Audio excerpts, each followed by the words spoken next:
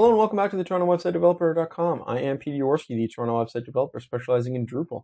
And in this video tutorial, it's going to be our final look at the Heartbeat module and how we can actually create an activity feed based on what our friends have done on our site. So in the previous video tutorial, you'll see that we created this Heartbeat activity feed. We made it look nice and pretty with Display Suite, and we get all of the activity that's happened on our site. But right now, this is just for every user. What we want to do is something similar to Facebook, where we have an activity feed that just shows what our friends have done on the site. In order to do that, we're going to rely upon two modules. That's the flag module and the flag friend module. But before we get into that, I've got a big favor to ask. If this video tutorial helps you, please leave me a thumbs up or a comment and let me know just to what effect that this helped you. I always appreciate the positive feedback or constructive criticism. And it just helps me gauge how these video tutorials are doing and whether or not they're helpful. Additionally, if you've headed over to my site, you'll see that I'm now tracking my YouTube analytics and making those public. I'm checking out how many likes and comments I get and trying to gauge kind of the activity around my channel. So again, if this helps you, please leave me a thumbs up. It helps me promote those videos and help more people. So that said, let's get into this. From here, we're going to go over to drupal.org/project/flag. And this is the module we're going to be relying upon. This is the flag module. Pretty cool. What you need is the 7.x-2.1 at the version of recording this, and that's because of the flag friend dependency. 7.x-3.0 introduces some major changes that actually aren't compatible with flag friend just yet. So grab that version and then head over to flag friend. It's not friend flag, it's flag friend. Sorry about that.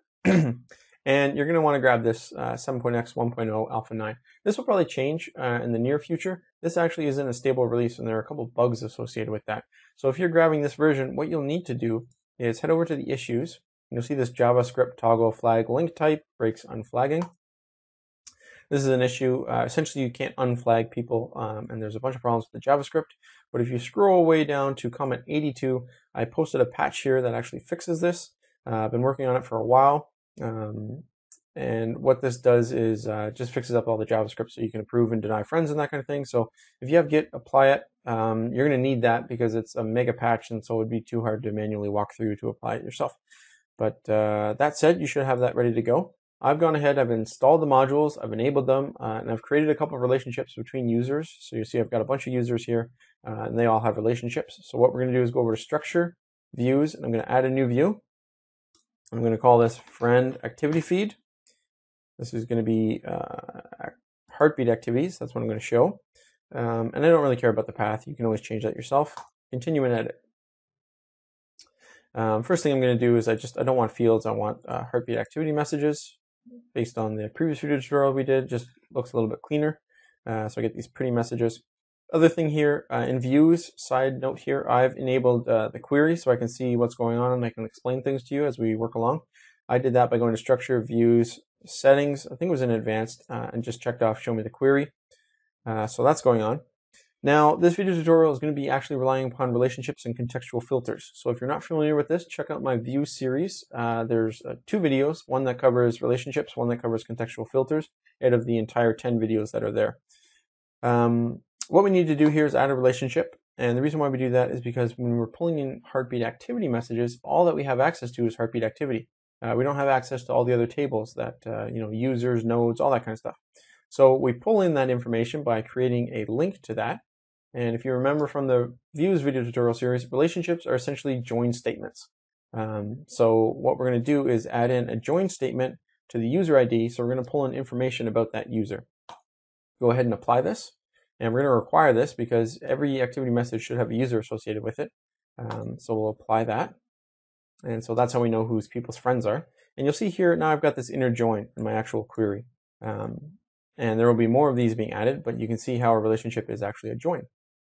Now what we need to do is, because we have that relationship, we have access to a whole bunch of other tables, essentially. One of those being flags. And so what I'm going to do is I'm actually going to limit the results to only those entity flagged by a certain flag. So what I want to do is I want to find out who has flagged a user. So I'm going to flag friend. That's what we're going to be looking at here. And it's any user has done the flagging. So we apply that. And I guess the other thing to note is you'll see this relationship is automatically applied. And it's the user ID. So we'll go ahead and apply that. Now if I scroll down, I see I got this another inner join where it's pulling in more information. So that's good. So we're kind of working backwards, getting from the user that created the message all the way to who that user's friend might be. And that's going to be determined by who's logged in. So let's go ahead and add a new relationship. Again, I know this might be a bit confusing. If it is, bear with me. You'll see the results in a second. And what we're going to do is relate an item to the user that flagged it, right? So again, moving kind of backwards here.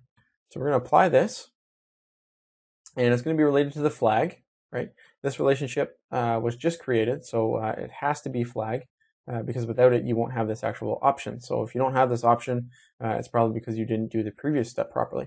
And we'll go ahead and we can require this as well. So we'll apply this display. And then if we scroll down, we see we got this new inner join being added as well. And you'll see that right now we've, it looks like we're doubling up on a few different messages here. And that's okay because our argument is going to take care of that. So let's go ahead now and we're going to add a contextual filter. And we want to make sure that we're only showing messages for the logged in user, right? So who is a friend of the logged in user? And we do that by adding a contextual filter, user ID. And we're going to apply this.